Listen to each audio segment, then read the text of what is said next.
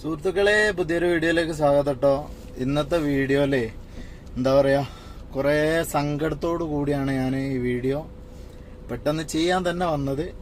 ഇപ്പൊ പൊതുവില് മൊത്തത്തില് നടന്നു വരുന്ന ഒരു വിഷയമാണ് നമ്മളെ ഈ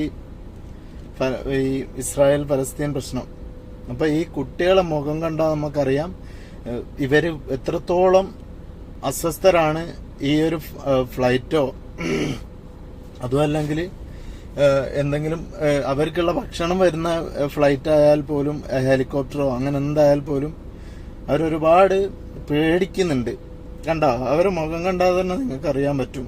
എനിക്ക് ഈ വീഡിയോ ഒരിക്കലും എൻ്റെ ഒരു നല്ല ഇമോഷൻ വെച്ചിട്ട് എനിക്കിങ്ങനെ കുറച്ച് സങ്കടപ്പെടാതെ വീഡിയോ ചെയ്യാൻ പറ്റുന്നില്ല. ഞാൻ കുറേ പ്രാവശ്യം ട്രൈ ചെയ്ത് നല്ലപോലെ എനിക്ക് വിഷമം വരുന്നുണ്ട് ഇതിനെ കുറിച്ച് പറയുന്ന സമയത്ത്. അതിൽ തന്നെ അറിയാം, ഭക്ഷണം വന്ന സമയത്ത് കണ്ടോ അവര് ഷെയർ ചെയ്യുന്നുണ്ട്. തന്നെയല്ല, ഇതാ വേറൊരു വീഡിയോ ആണ്.